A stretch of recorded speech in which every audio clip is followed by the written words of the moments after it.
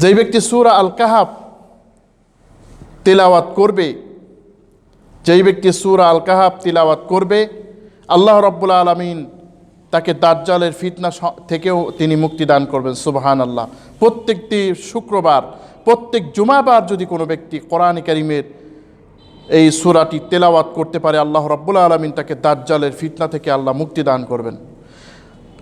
নবী সাল্লাল্লাহু আলাইহি ওয়াসাল্লাম আরও বলেছেন, যদি কোনো ব্যক্তি কাহাফের প্রথম 10 এবং শেষের 10 আয়াত, এই 20টি আয়াত যদি কেউ মুখস্থ রাখতে পারে, আল্লাহ রাব্বুল আলামিন তাকে দাজ্জালের ভয়াবহ ফিতনা থেকে আল্লাহ পাক তাকে মুক্তি দান করবেন। সুবহানাল্লাহ।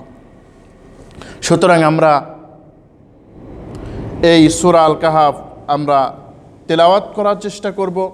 সূরা আল কাহাফ আমরা বেশি করে আমরা চেষ্টা করব যাতে আমরা এই সূরা আল কাহাফটা বেশি করে পড়তে পারি। আমরা সূরা আল কাহাফের আলোচনা করছিলাম। সূরা আল কাহাফের প্রায় 80 নম্বর আয়াত পর্যন্ত আমরা আলোচনা করছিলাম। এতে আমরা আলোচনা করছিলাম মূসা এবং খেজর আলাইহিস সালাতু ওয়াস সালামের বিষয়। মূসা আলাইহিস সালাম এবং খেজরের আলোচনা আমরা কিছু আলোচনা আমরা শেষ করেছিলাম, যার ঘটনাটি হচ্ছে, একদিন হযরতে মূসা আলাইহিস সালাতু ওয়াস সালাম তিনি বক্তৃতা করছেন, খুব সুন্দর বক্তব্য। তখন কিছু কিছু মানুষ জিজ্ঞাসা করল যে, হে নবী মূসা, আপনি কি যে আপনার চাইতে বড় আর কি কেউ আছে এরকম জ্ঞানী? তিনি বললেন না। আসলেও মূসা আলাইহিস সালামের চাইতে জ্ঞানী আর কেউ ছিল না, কারণ তিনি নবী, আর নবীদের জ্ঞান তো অবশ্যই বেশি। আল্লাহ রাব্বুল আলামিনের এই কথাটি বেশি ভালো লাগলো না। তিনি বললেন, মূসা, তোমার চাইতে একজন বড় জ্ঞানী ব্যক্তি আছে। মূসা আলাইহিস সালাতু ওয়াস সালাম বললেন, ওই বড় জ্ঞানী ব্যক্তিকে আমি একটু দেখতে চাচ্ছিলাম। বড় যে জ্ঞানী তাকে একটু দেখতে চাই, জ্ঞানী লোকটা কেমন। এইবারে হজরতে মূসা আলাইহিস সালাতু ওয়াস সালাম তাকে বলা হলো যে উভয় সমুদ্রের মিলনস্থলে যদি যাও তাহলে আশা করা যায় ওই জ্ঞানী ব্যক্তিকে তুমি পেয়ে যাবে। এর ফলে আমরা বুঝতে পারলাম যে নবী হওয়া সত্ত্বেও তাদের জ্ঞান আরোহণের কত ইচ্ছা ছিল, জ্ঞান তারা লাভ করার জন্য কত তারা পেরেশান ছিলেন। আমরা আজকে কিছু না জানলেই আমাদের অহংকারের শেষ ধরে না। হযরত মূসা আলাইহিস সালাম তার খাদেমকে নিয়ে চললেন ওই জ্ঞানী ব্যক্তির সন্ধানে। এবারে বিশ্রাম করলেন। বিশ্রাম করার সময় ওই স্থান থেকে মাছটি চলে গেল। এই স্থানকে বলা হয় নাহারুল হায়াত, যেখানে নাকি আবে হায়াত যাকে আমরা বলি। এই এলাকাটি সম্পর্কে অনেকেই বলছেন এটি হচ্ছে সুদানের বর্তমানে খার্তুম যেখানে আছে, ওইটা সম্পর্কে কেউ কেউ কোনো ঐতিহাসিক বলেছেন। তো সেখানে তিনি গেলেন। এবারে আবার রওনা করে দিয়েছেন। এবারে মূসা আলাইহিস সালাম তার সঙ্গীকে বললেন, আমাদের খাবার যা আছে তা নিয়ে আসো। এবারে খাবার নিয়ে আসতে বললে মূসা আলাইহিস সালামের যে খাদেম তিনি বললেন, আপনি কি লক্ষ্য করেন নাই যে যখন আমরা বিশ্রাম করছিলাম তখন কিন্তু ওই মাছটি চলে গেছে। মাছটি কোথায় দিয়ে চলে গেছে আমি বলতে আপনাকে ভুলে গেছি। এবারে মূসা আলাইহিস সালাম আবার পদচিহ্ন দিয়ে চলতে শুরু করলেন। চলে চলে একজন ব্যক্তিকে তিনি দেখলেন। ব্যক্তিকে দেখার পরে তিনি ওই ব্যক্তিকে সালাম দিলেন। হাদিস শরীফে রয়েছে যে ওই ব্যক্তিকে যখন দেখলেন তখন দেখার পরে তিনি সালাম দিলেন। দেখেন, নবী হওয়া সত্ত্বেও সালাম দিলেন। আজকে আমাদের সমাজে আমরা কিছু মানুষ মনে করি আমি অমুক তমুক হুজুর হয়ে গেছি, সুতরাং মানুষ আমাকে সালাম দেবে, আমি আবার কাকে সালাম দিতে যাব। এরকম অহংকার আমরা যাতে না করি। আল্লাহ নবী বলছেন আফসুস সালাম ওয়া তুইমুত তাআম, তোমরা বেশি করে একে অপরকে সালাম দাও। এবারে সালাম শুনে হযরত খাজির তিনি বেশ আশ্চর্য বোধ করলেন, এই এলাকায় সালাম দিচ্ছে, এই এলাকায় তো কেউ সালাম দেয় না। তিনি বললেন আপনি কে? তিনি বললেন আমি মূসা। তিনি বললেন না আমি নবী অমুক তমুক, না আমি মূসা। বললেন বনি ইসরাইলের ওই মূসা যাকে নবুয়ত দান করা হয়েছে? তিনি বললেন হ্যাঁ। বললেন আমার কাছে কেন আপনি এসছেন? বললেন আমি এজন্যই এসছি যে আপনাকে যে জ্ঞান, ক্বালা লাহু মূসা হাল আত্তাবিউকা আলা আন তুআল্লিমুনি মিম্মা উল্লিমতা রুশদা।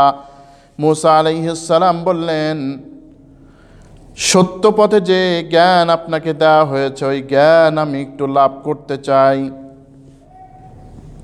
এবারে খিজির আলাইহিস সালাম বললেন ক্বালা ইন্নাকা লান তাস্তাতিয়া সাবরা, আপনি কেমন করে ধৈর্য ধারণ করবেন? ফাকাইফা তাসবিরু আলা মা লাম তুহিত বিহি খবরা, যে বিষয়ে আপনার কোনো জ্ঞানই নাই, ওই খবর নাই, আপনি কেমন করে ধৈর্য ধারণ করবেন বলেন? ক্বালা সাতাজিদুনি ইনশাআল্লাহু সাবিরান ওয়া লা আসি লাকা আমরা, তিনি বললেন যে আশা করা যায় আমি আল্লাহ চাই তো আপনি আমাকে ধৈর্যশীলদের মধ্যেই পাবেন। এইবারে চলতে লাগলেন। চলতে চলতে একটা নৌকা তিনি দেখলেন। দেখার সাথে সাথে এই নৌকাটিকে পার হওয়ার পরে তিনি ছিদ্র করে দিলেন। মূসা আলাইহিস সালাম বললেন এ কেমন কথা, আপনি নৌকাটি কেন ছিদ্র করলেন?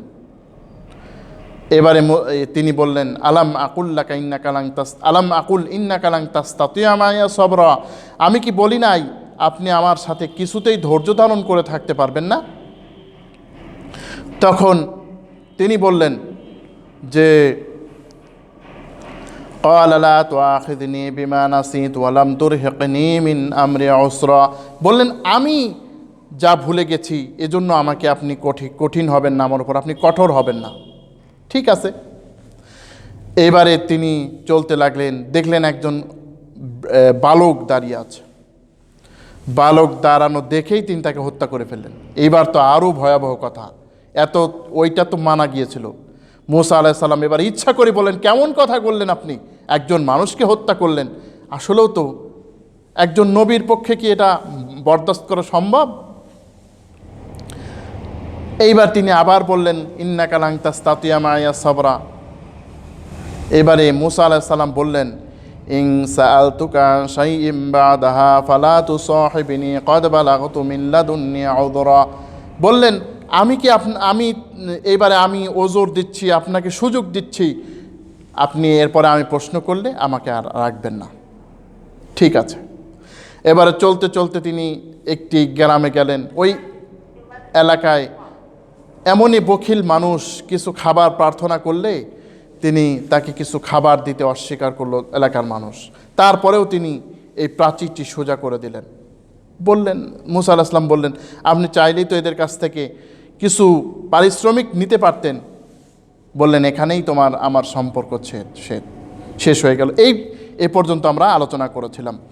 এরপরে আল্লাহ এই ঘটনাটি হাদিস শরীফের মধ্যে এভাবে আসছে, এই জন্য আমি আবার আপনাদের এই ঘটনাটি উল্লেখ করলাম। এবারে মূসা আলাইহিস সালামকে খাজির বলছেন যে বিষয় তুমি ধৈর্য ধারণ করতে পারো নাই, এই বিষয়টি এখন শোনো কেন আমি এই কাজ করলাম। আম্মাস সাফিনাতু ফাকানাত লিমাসাকিনা ইয়ামালুনা ফিল বাহরি, আম্মাস সাফিনাতু, হযরতে মূসা আলাইহিস সালামকে খিজির বলছেন নৌকাটির ব্যাপার। আম্মাস সাফিনাতু ফাকানাত লিমাসাকিনা ইয়ামালুনা ফিল বাহরি, ওই সমস্ত মিসকিন যারা নাকি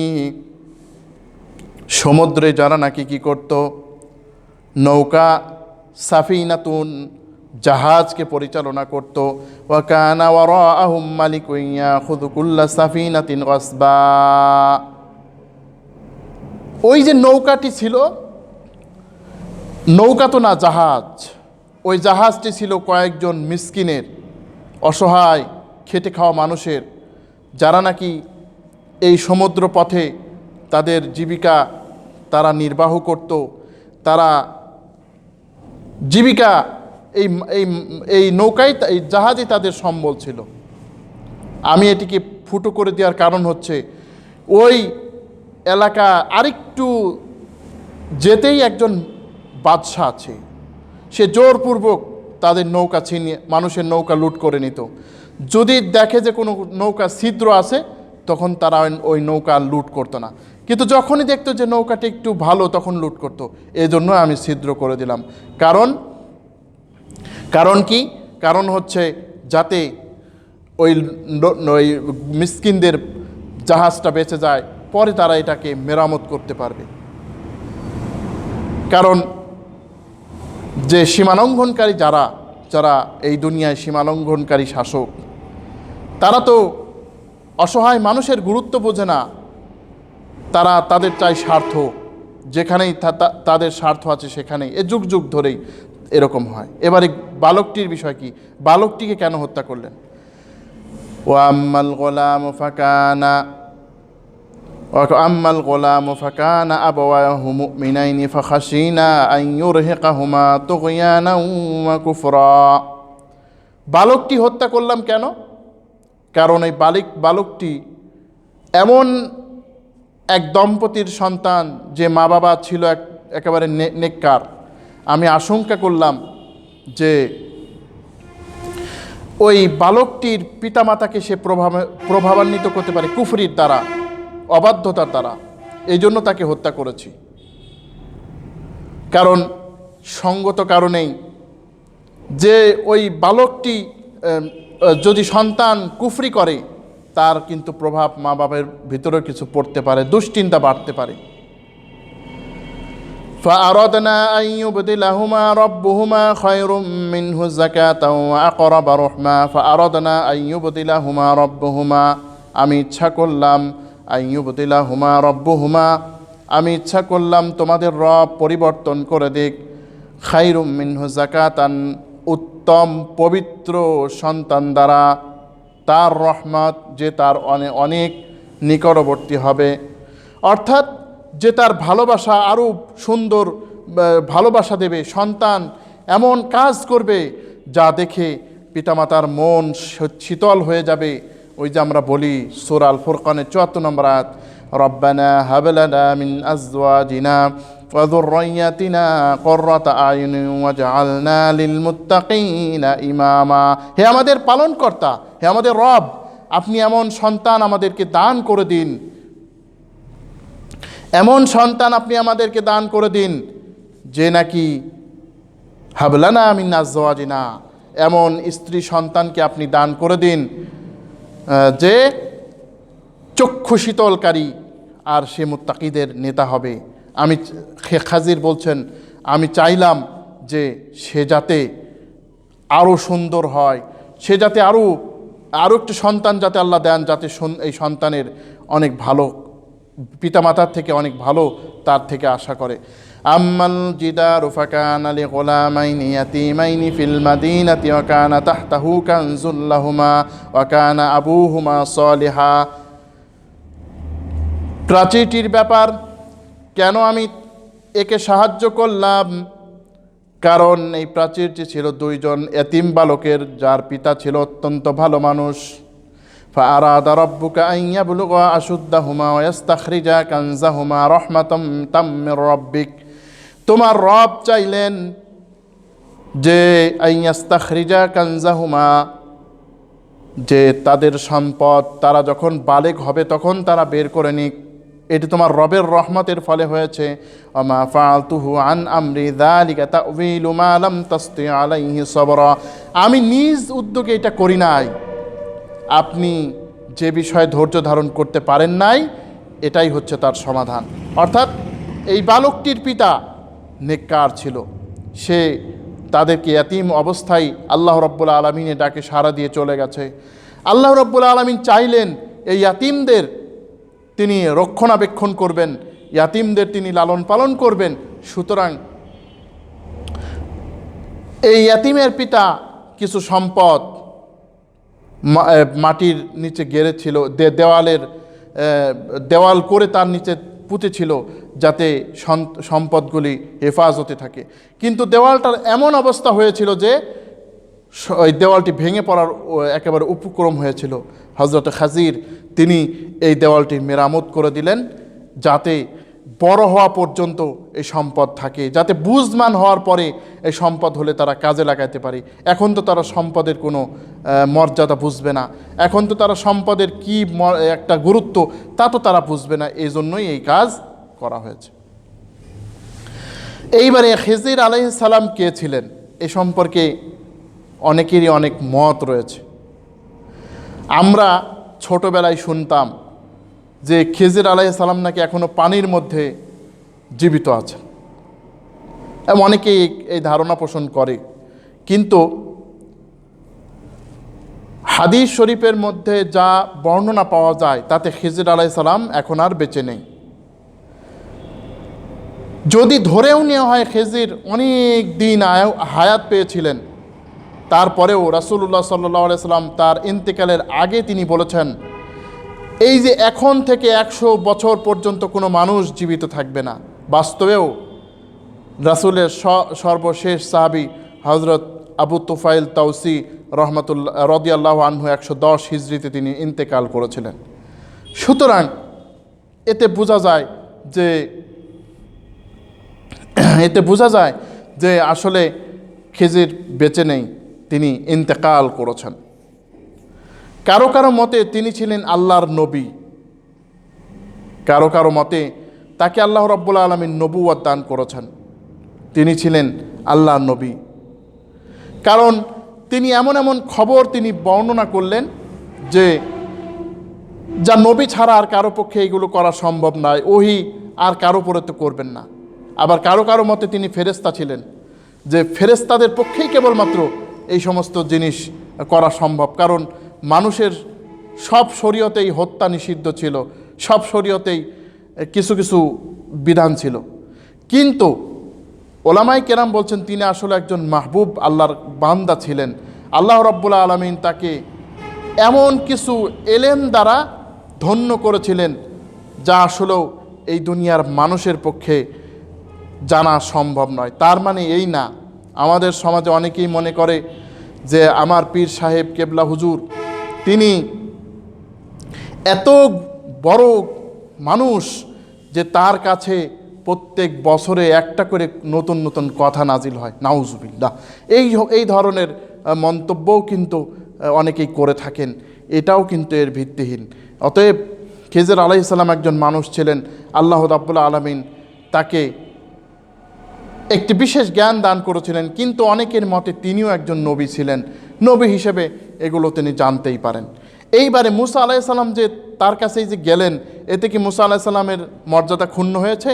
না, বরং মুসা আলাইহিস সালামের মর্যাদা আরও বৃদ্ধি পেয়েছে, যে তিনি একজন নবী হওয়া সত্ত্বেও আল্লাহর প্রতি তিনি কত বিনয়ী এর দ্বারা শিক্ষা পাওয়া যায়।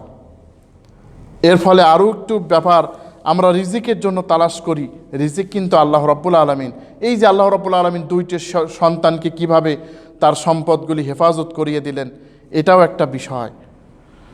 এরপরে আল্লাহ রাব্বুল আলামিন সূরা আল কাহফের পরবর্তী আয়াতে হযরতে যুলকারনাইন আলাইহিস সালাম, হযরতে যুলকারনাইন সম্পর্কে আলোচনা করেছেন। যুলকারনাইন তিনি ছিলেন একজন শক্তিশালী বাদশাহ, যাকে আমরা চিনি ইস্কান্দার বা সিকান্দার বাদশাহ নামে।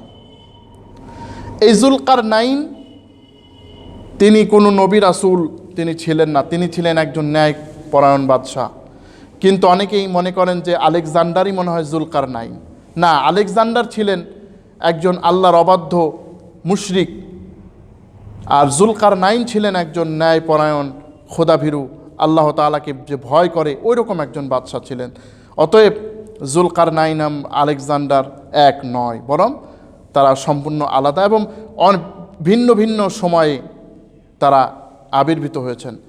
আলেকজান্ডার তিনি জন্মেছিলেন ঈসা আলাইহিস সালামের জন্মের 300 বছর পরে, আর যুলকারনাইন সম্পর্কে বলছেন তিনি ঈসা আলাইহিস সালামের জন্মের 2000 বছর আগে এসেছিলেন। অতএব অনেক সময়ের ব্যবধান। যুলকারনাইন কেন বলা হয়? কারণ কারনাইন মানে দুই শিং, অর্থাৎ ওলামায়ে কেরাম বলছেন যে তিনি পশ্চিম থেকে পূর্ব থেকে পশ্চিম এই গোটা বিশ্ব তিনি জয় করেছিলেন এবং গোটা বিশ্ব তিনি জয় করতে করতে তিনি চলে গিয়েছিলেন, এজন্য তাকে বলা হয় জুলকারনাইন। আল্লাহ রাব্বুল আলামিন কোরআনুল কারীমে এই জুলকারনাইনের কথা মানুষকে শেখাচ্ছেন। মক্কার মুশরিকরা এই জুলকারনাইন সম্পর্কে তেমন কিছু জানতো না। তারা ইহুদি সম্প্রদায়ের কাছ থেকে এই প্রশ্ন শিখে আল্লাহ নবীকে বেকায়দায় ফেলার জন্য এই ধরনের প্রশ্ন তারা ছুড়ে দিয়েছিল। আমাদের সমাজেও আছে কিছু কিছু মানুষ যারা আলেম শ্রেণীর মানুষ, তাদেরকে বেকায়দায় ফেলার জন্য তারা চেষ্টা করেন। যারা আলেম তাদেরকে মুসিবতে ফেলার জন্য হাবিজাবি অনেক প্রশ্ন করেন। এটা কিন্তু ইহুদিদের চরিত্র। এই ধরনের কাজ থেকে আমাদের বিরত থাকতে হবে। আল্লাহ পাক কি বলেন? সূরা আল কাহাফের 83 নম্বর আয়াত, ওয়াসআলুনাকা আন যিল কারনাইন, হে নবী আপনাকে জিজ্ঞাসা করে জুলকারনাইন সম্পর্কে। কুল সাআতলু আলাইকুম মিনহু যিকরা, আপনি বলুন যে এর কিছু ঘটনা আমি তোমাদের মাঝে উল্লেখ করছি। অর্থাৎ তারা জিজ্ঞাসা করে জুলকারনাইনকে। আল্লাহ পাক বলেন এই জুলকারনাইন কে ছিল এ সম্পর্কে আমি সংক্ষিপ্তভাবে আমি তোমাদেরকে বিস্তারিত আমি একটু তোমাদেরকে বর্ণনা করছি। ইন্না মাক্কান্না লাহু ফিল আরদি, আমি তাকে বড় এক রাজত্ব দান করেছিলাম। ওয়া আতাইনাহু মিন কুল্লি শাইইন সাবাবা, আর আমি তাকে অনেক উপায় উপকরণ দিয়েছিলাম। অর্থাৎ আমি তাকে জমিনে প্রভাব প্রতিপত্তি ক্ষমতা দান করেছিলাম। এই ক্ষমতা তাকে দান করেছিলাম। আর পৃথিবী ঘোরার যে একটা যোগ্যতা, ভাষার যোগ্যতা, পৃথিবী সম্পর্কে আমি তাকে অনেক আসবাব, আমি তাকে অনেক কিছু দান করেছিলাম। ফাতবা সাবাবা, তিনি একটি সফর করা শুরু করলেন, এক পথ তিনি দেখে নিলেন। হাত্তা ইযা বালাগা মাগরিবাশ শামসি লা তাগরুবু ফি আইনিন হামিআতিন ওয়া ওয়াজাদা মিন দুনিহিমা কওমা, এমন অবস্থায় যে তিনি সফর করতে করতে এমন স্থানে চলে গেলেন যে সূর্যকে তিনি এক কালো জলাশয় উদিত হতে তিনি দেখলেন। অস্ত যেখানে গেল সেখানে তিনি দেখলেন যে সূর্য সেখানে অস্ত যাচ্ছে। সুতরাং অর্থাৎ সূর্য তো আসলেও নিশ্চুপ থাকে না। আমরা মনে করি সূর্য মনে হয় ডুবে গেল, তো ডুবেই যায়। আসলে সূর্য তো নিশ্চুপ থাকে না, ঘুরতেই আছে। লাশ-শামসু ইয়ামবাগি লাহা আন তুদরিকাল কামার ওয়ালাল লাইলু সাবিকুন নাহার ওয়া কুল্লুন ফি ফালাকিন ইয়াসবাহুন। আল্লাহ রাব্বুল আলামিন বলেন, চন্দ্র সূর্যের নাগাল পায় না, রাত দিনের উপরে অগ্রগামী হতে পারে না, প্রত্যেকেই তার নিজ নিজ কক্ষপথে বিচরণ করছে।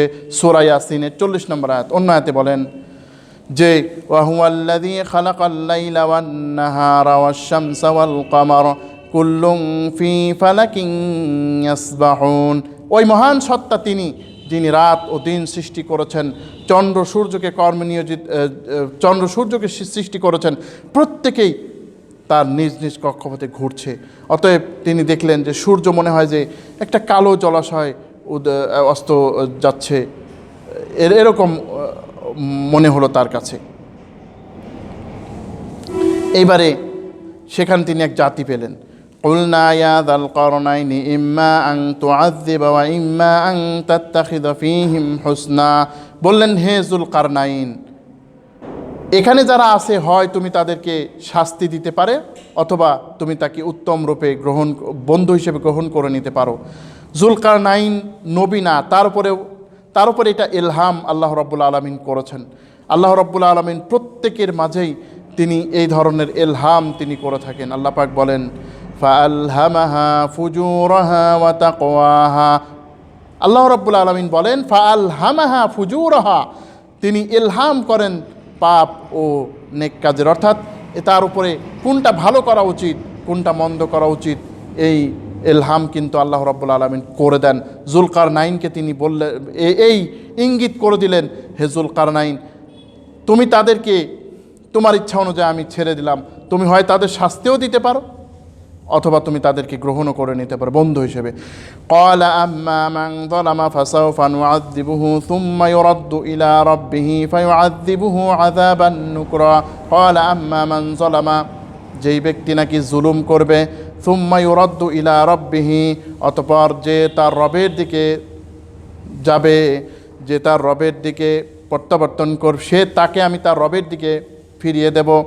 ফায়ুআযযিবুহু আযাবান নুকরা, এরপর আমি তাকে কি করব, তাকে আমি ভয়াবহ আযাব আমি তাকে দান করে দেব, ভয়াবহ আযাব তার রব তাকে দিবেন।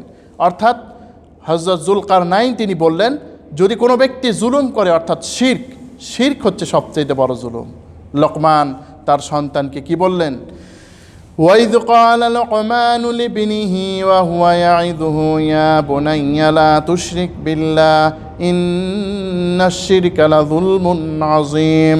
স্মরণ করো যখন লোকমান তার সন্তানকে উদ্দেশ্য করে বলল, হে আমার কলিজার টুকরা সন্তান, আল্লাহর সাথে কাউকে শরিক করিও না, নিশ্চয়ই আল্লাহর সাথে শরিক করা ভয়াবহ জুলুম। সূরা লোকমানের 13 নম্বর আয়াত।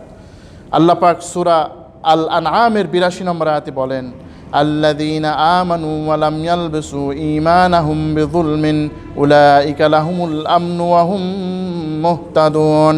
আল্লাযীনা আমানু, যারা ঈমান আনে, তারা তাদের আল্লাযীনা আমানু ওয়া লাম ইয়ালবিসু ঈমানাহুম বিযুলমিন, তাদের ঈমানকে তারা জুলুম দ্বারা কলুষিত করে নাই, এরাই হচ্ছে আল্লাহর পক্ষ থেকে নিরাপত্তা প্রাপ্ত, আর এরাই হচ্ছে হেদায়েতের উপরে প্রতিষ্ঠিত। সাহাবায়ে কেরাম বললেন, ইয়া রাসূলুল্লাহ, আমাদের মধ্যে এমন কোনো ব্যক্তি কি আছে যে নিজের উপরে জুলুম করে না? তিনি বললেন, ওই জুলুম মানে এই জুলুম না, এই জুলুম মানে হচ্ছে শিরক। যুলকারনাইন বললেন, যদি কোনো ব্যক্তি আল্লাহর সাথে শরিক করে, আমি অবশ্যই তাকে হত্যা করে তার রবের কাছে নিয়ে যাব, তিনি তাকে অনেক বড় আযাব দিবেন। ওয়া আম্মা মান আমানা ওয়া আমিলা সালিহান ফালাহু জাযাআনিল হুসনা। আল্লাহ পাক রব্বুল আলামিন বলেন, যেই ব্যক্তি নাকি ঈমান আনবে ও সৎকর্ম করবে, তার তো উত্তম জাযা, উত্তম প্রতিদান, উত্তমভাবে সারা তাকে উত্তম বন্ধু হিসেবে গ্রহণ করা হবে। অর্থাৎ ঈমানদারদেরকে তো আমি উত্তমভাবেই গ্রহণ করব, ঈমানদার যারা তাদেরকে তো আমি উত্তমভাবেই নেব। ওয়াসানাকুলু লাহু, তার তো কোনো অভাব নাই। ওয়াসানাকুলু লাহু মিন আমরিনা ইউসরা। অতি সত্তর, নাকুলু, আমি বলবো, ফি আমরিনা ইউসরা, আমি তাকে সহজ কাজ আমি তাকে বাতলে দেব, অর্থাৎ তার কাজকর্ম সহজ হবে। যারা নাকি শরিক করে, তাদের কাজকর্মই কিন্তু সবসময় কঠিন হয়। দেখেন যে যারা আল্লাহর সাথে শরিক করে, মুশরিক যারা, তারা কোনো একটা গরু দেখলেই মনে করে এই গরুটাই মনে হয় তার দেবতা। কোনো একটা আশ্চর্যজনক দেখলেই মনে করে একে যদি আমি নারাজ করি তাহলে কার মধ্যে কি আছে বলা তো যায় না। কিন্তু ঈমানদাররা কার শক্তিতে বিশ্বাস করে? আল্লাহর শক্তিতে বিশ্বাস করে, তাদের ওইসব কোনো ব্যথা নাই। সুম্মা আতবা সাবাবা, ওই এলাকা হযরত যুলকারনাইন ছেড়ে দিলেন। হাত্তা ইদা মাতলে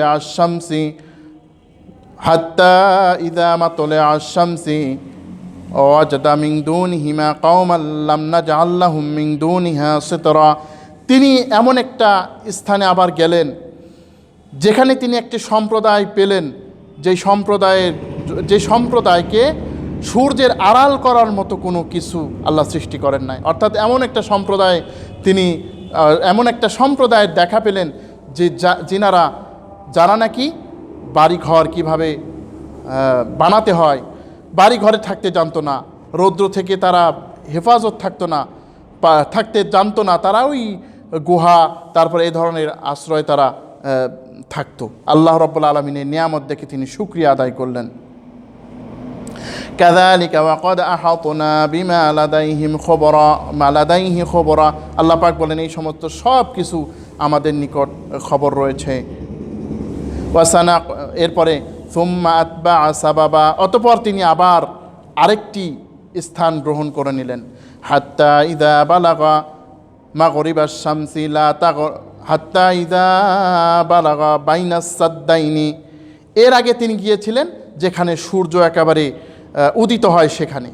এইবারে তিনি গেলেন একেবারে আরেকটি স্থানে, দুই পাহাড়ের মাঝখানে, হাত্তা ইযা বালাগা বাইনাস সাদ্দাইনি ওয়াজাদা মিন দুনিহিমা কওমা, সেখানে আরও একটি জাতিকে তিনি পেলেন যারা লা ইয়াকাদুনা ইয়াফকাহুনা কাওলা। ওই পাহাড়ের ওখানে যে জাতিকে তিনি দেখলেন, সেখানে তিনি এমন একটি সম্প্রদায়কে পেলেন যে সম্প্রদায় খুব কমই কথাবার্তা বুঝতে পারে, খুবই কম তারা কথাবার্তা বুঝতে পারে, কথাবার্তা বলতে গেলে বেশি বুঝতেই পারে না। তিনিও তাদের কথা বুঝেন না, যুলকারনাইনের যারা সৈনিক তারাও বুঝেন না। কিন্তু আল্লাহ রাব্বুল আলামিন যুলকারনাইনকে এই ধরনের কথা বলার বোঝার তিনি শক্তি দান করেছেন, যার ফলে যুলকারনাইন তাদের ভাষা কিছু বুঝতে পারলেন। তারা একটা আবেদন করলো, قالوا يا ذا القرنين إن يأجوج ومأجوج مفسدون في الأرض فهل نجعل لك خرجا على أن تجعل بينكم وبينهم سدا।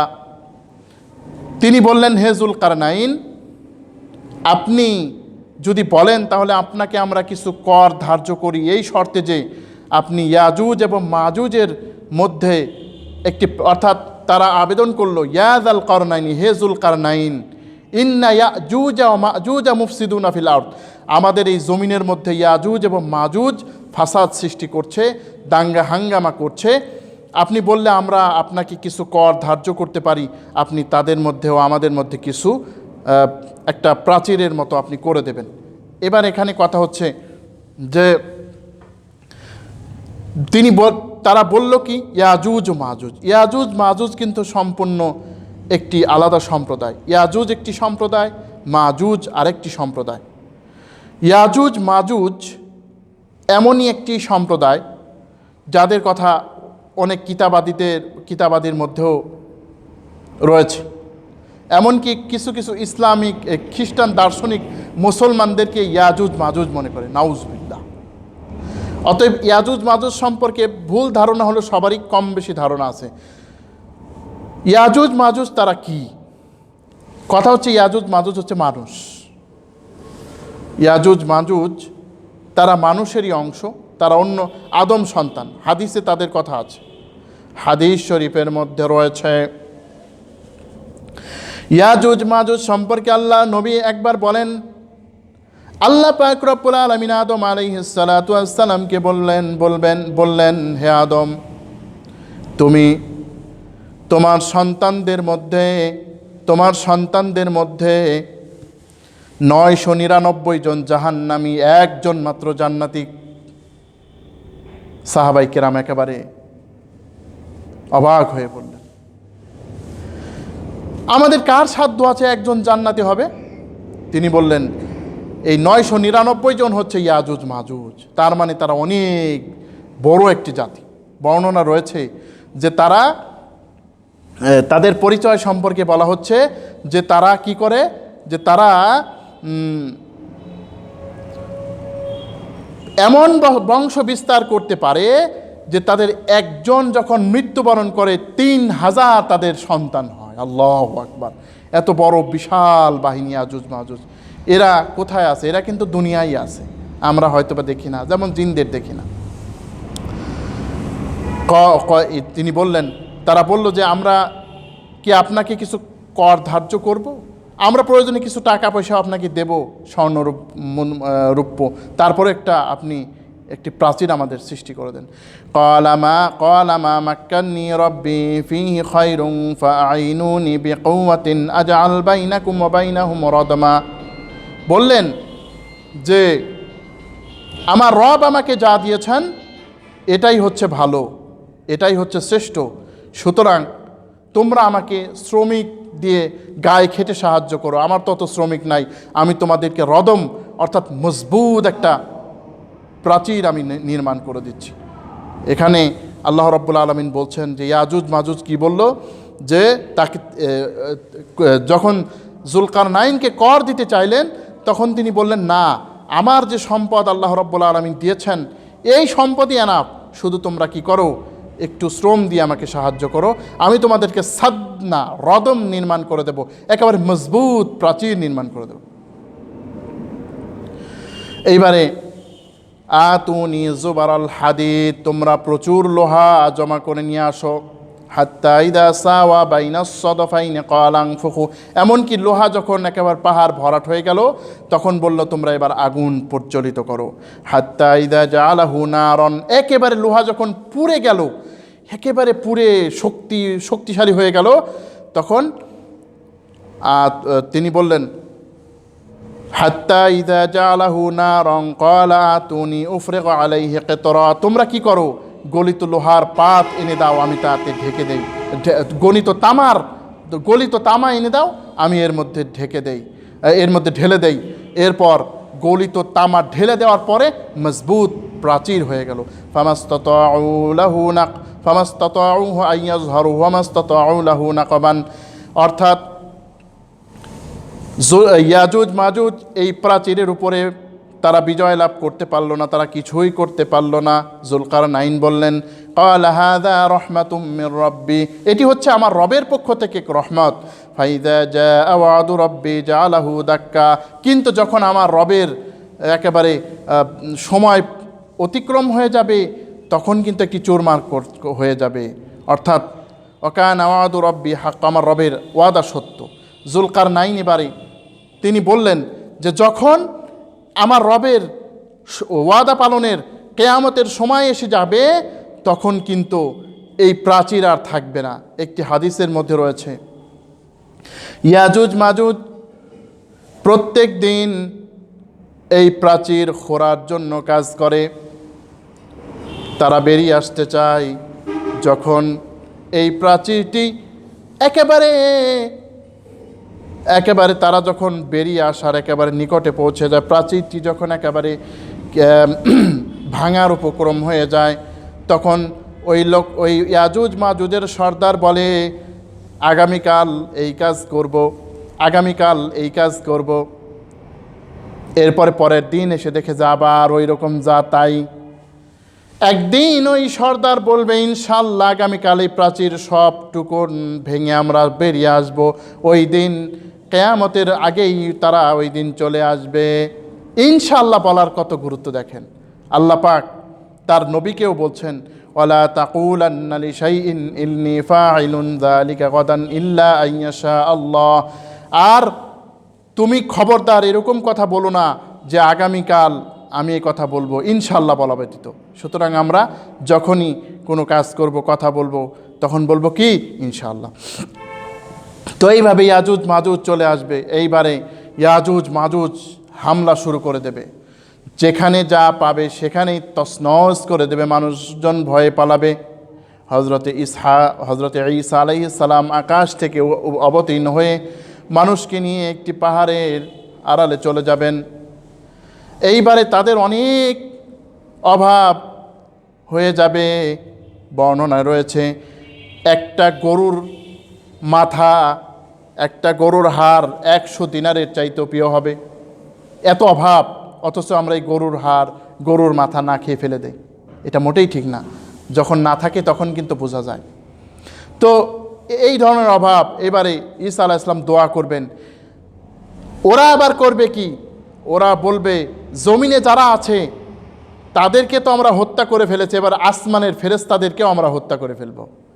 আল্লাহ রাব্বুল আলামিন পরীক্ষা স্বরূপ একটু রক্ত তাদের ওই তীরের মধ্যে দিয়ে দেবেন, বলবে ফেরেশতা এমনকি আল্লাহকেও আমরা হত্যা করে ফেলেছি, সুতরাং আমরাই হচ্ছি সবচাইতে বড় এই দুনিয়ার অধিবাসী, নাউজুবিল্লাহ।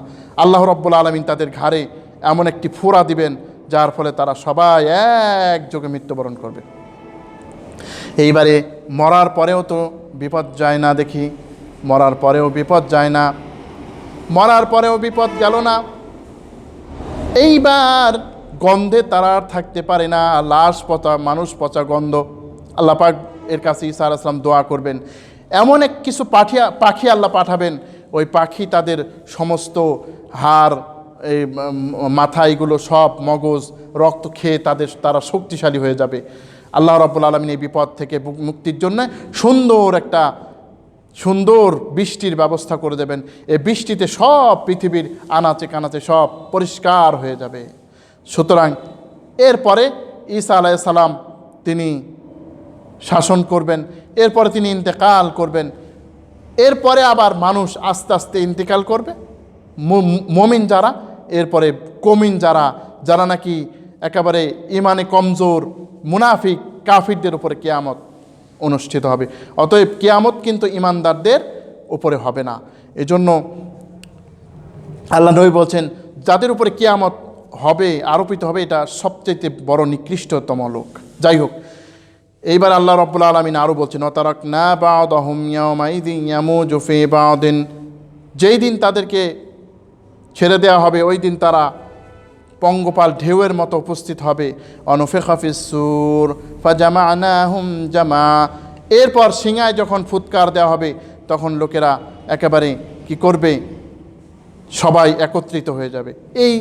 এর ব্যাখ্যা সম্পর্কে দুইটি মত আছে। কেউ কেউ বলেন যে এই আয়াত সম্পর্কে আসলে প্রথম অংশ ইয়াজুজ মাজুজ সম্পর্কে, যখন এই প্রাচীর তারা অতিক্রম করতে পারবে তখন তারা একেবারে দলে দলে উপস্থিত হবে। আবার কেউ কেউ বলেছেন যে সিংহায় ফুৎকার দেওয়ার কেয়ামতের দিনের কথা বলা হচ্ছে, অর্থাৎ কেয়ামতের দিন যখন হবে তখন মানুষ দলে দলে সবাই একত্রিত হবে।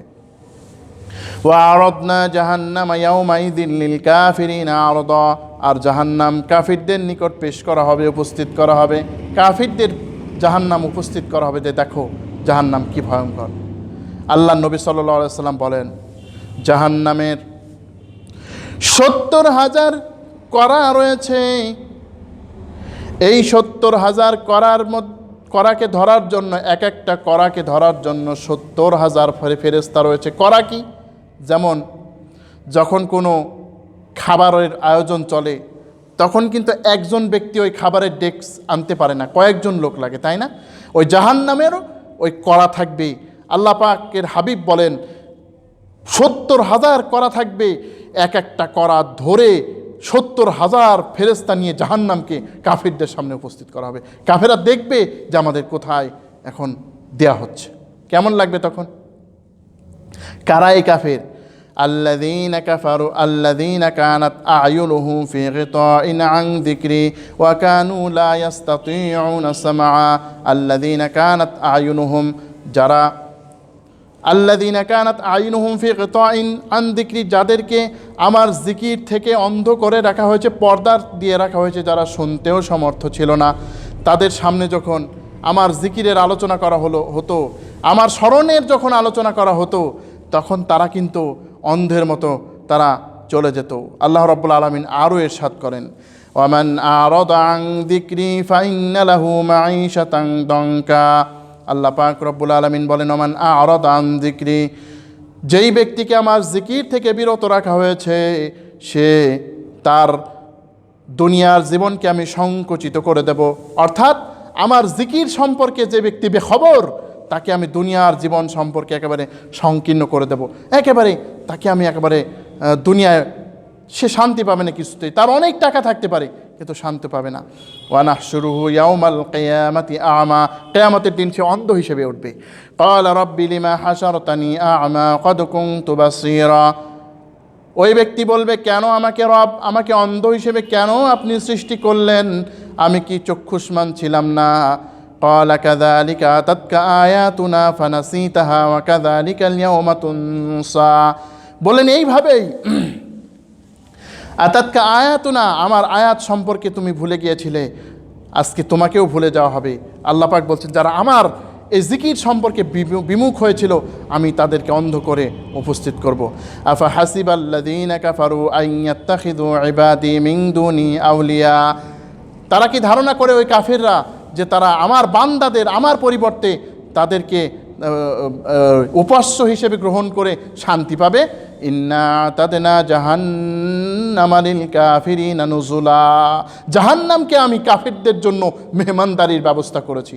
অর্থাৎ যারা আমার বান্দাদের, সেটা হোক মূর্তির আকারেই হোক, ওই পীর মুর্শিদের আকারেই হোক, কবরের আকারেই হোক, যার আকারেই হোক না কেন, যারা আমার বান্দাদেরকে উপাস্য হিসেবে গ্রহণ করবে, আমি ছাড়া আল্লাহ পাক বলছেন ওই জাহান্নামে আমি ওই কাফিরদেরকে উপস্থিত করব মেহমান হিসেবে।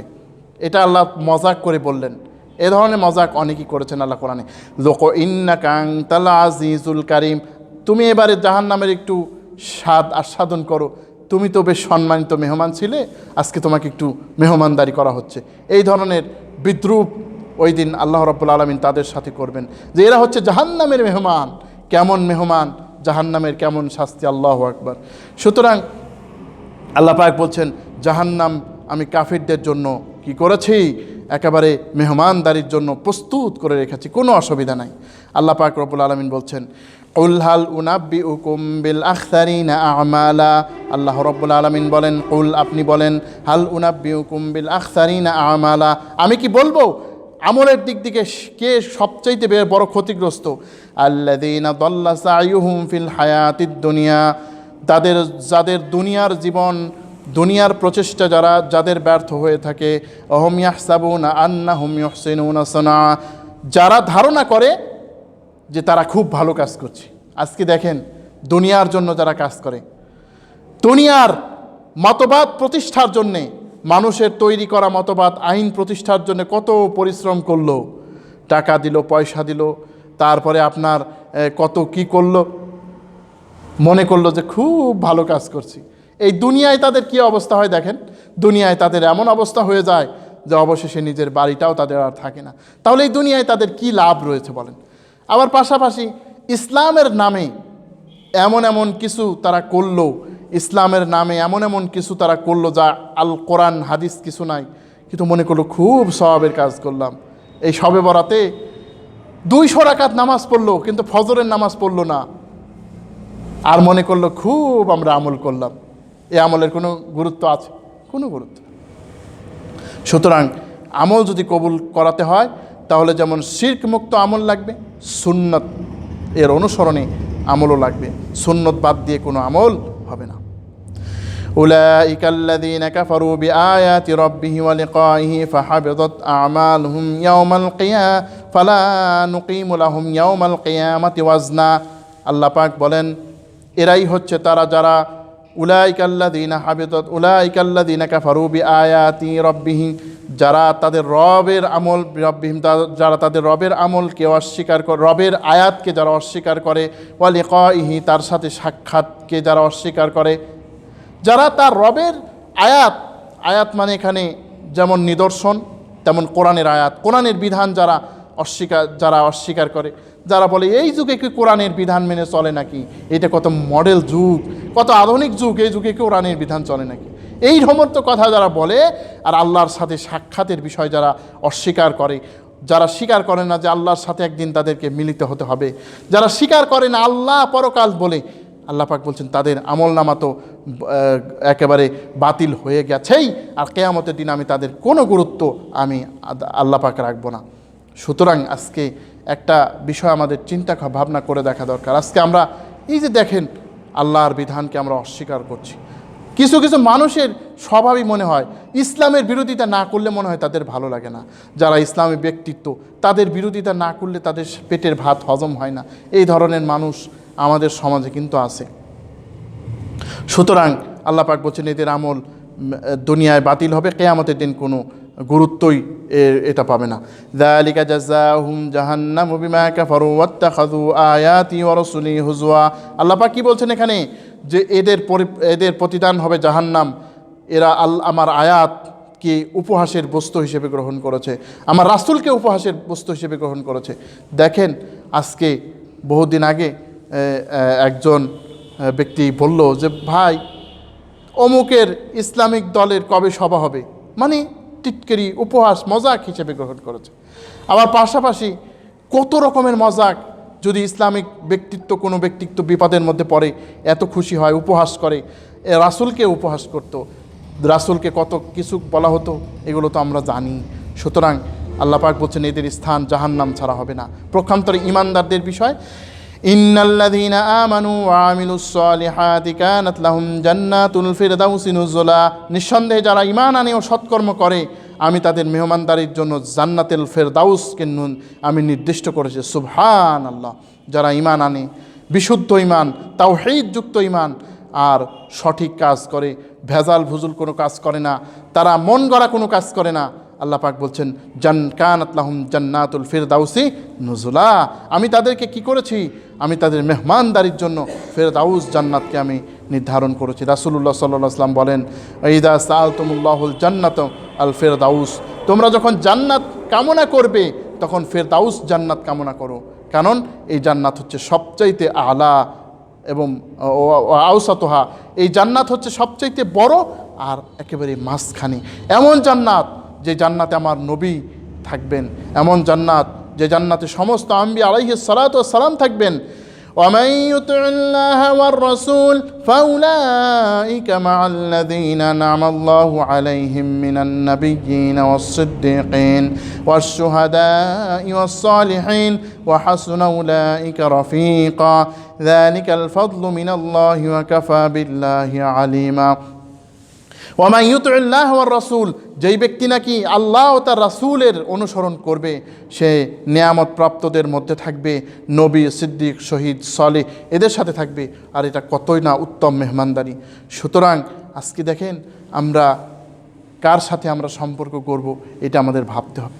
খালিদিনা ফিহা লা ইয়াবগুনা আনহা হিওয়ালা, সেখানে তারা চিরস্থায়ীভাবে থাকবে এবং তারা আর কোনোদিন ওই জান্নাত থেকে বেরোতে চাইবে না। এমন নিয়ামতের জান্নাত আল্লাহ পাক যেন তৌফিক দান করুন। এরপর আল্লাহ পাক বলেন, قُلْ لَوْ كَانَ الْبَحْرُ مِدَادًا لِكَلِمَاتِ رَبِّي لَنَفِدَ الْبَحْرُ قَبْلَ أَن تَنفَدَ كَلِمَاتُ رَبِّي وَلَوْ جِئْنَا بِمِثْلِهِ مَدَدًا। قُلْ, আপনি বলুন, লাউ কানাল বাহরু মিদাদান, যদি সমস্ত সমুদ্রের পানিগুলি কালি হয়, লানাফিদাল বাহরু, আল্লাহ পাক বলছেন সমস্ত পানির এই কালিগুলি শেষ হয়ে যাবে। তোমার রবের কালিমা ব্যাখ্যা লিখতে লিখতে হাজার হাজার সমুদ্র এনে দিলেও শেষ হয়ে যাবে, তারপরেও আল্লাহ তাআলার এই কালিমার ব্যাখ্যা লেখা শেষ হবে না।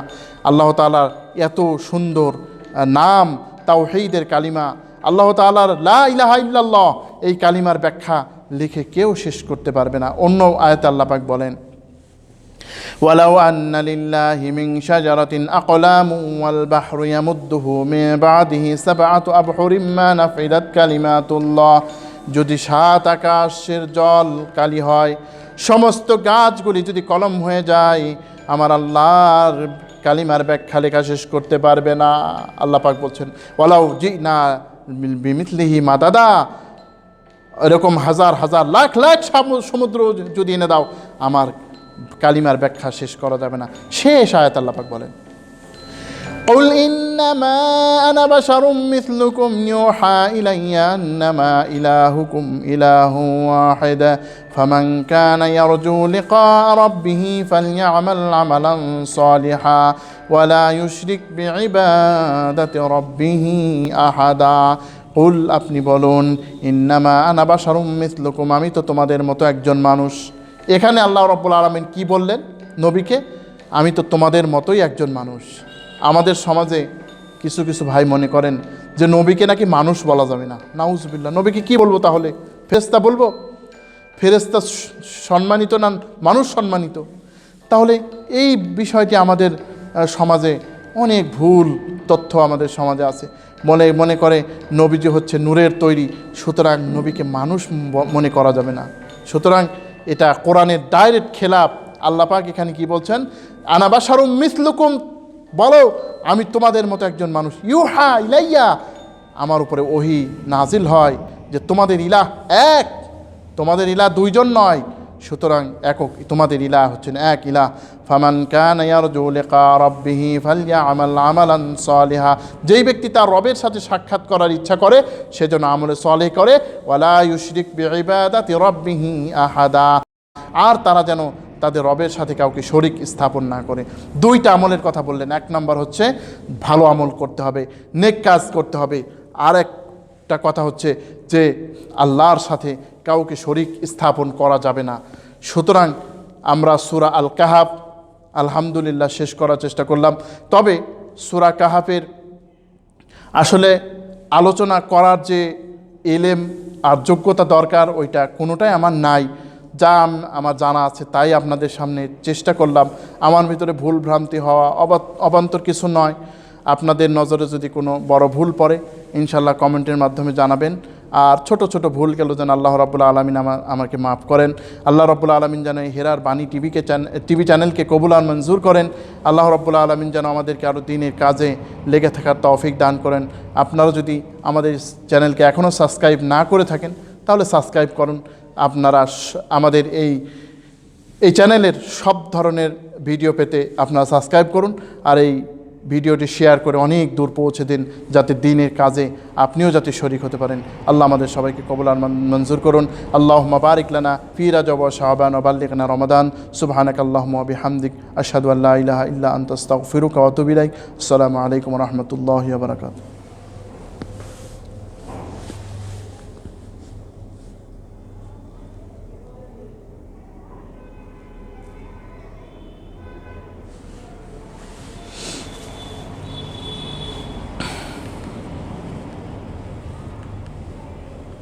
Zero, 1, 9, 2, 7,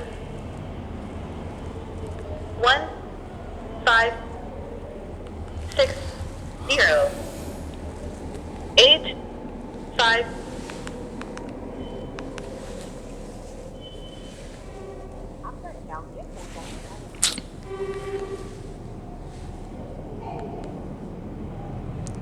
star, 8, 7, 4, hash.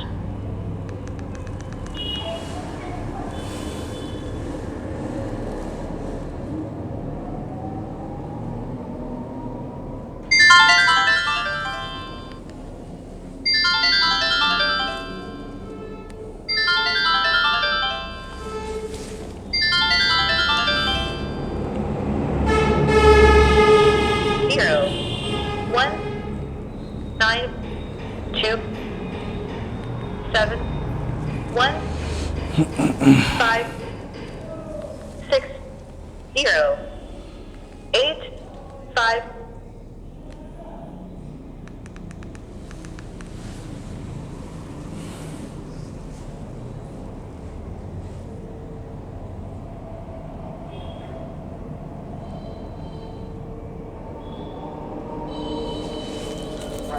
হ্যাঁ, শেষ হয়ে গেছে ভাই।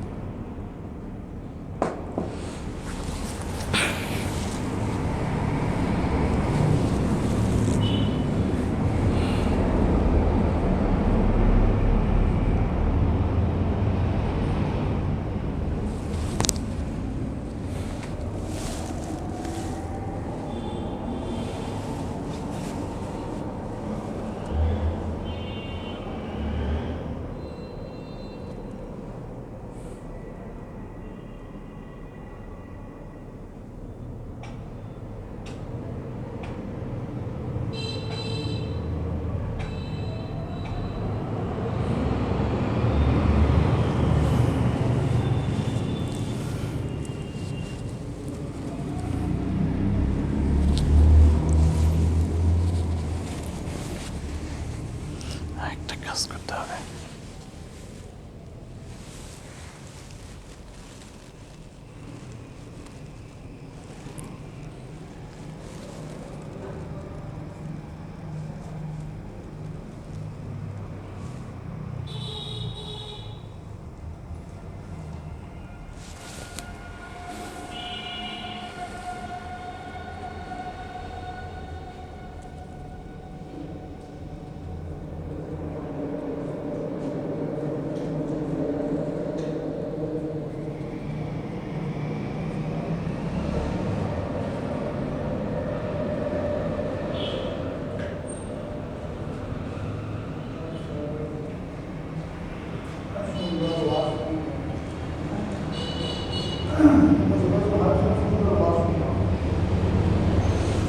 ভাই আপনার একটা শ্রোতা পাওয়া গেছে।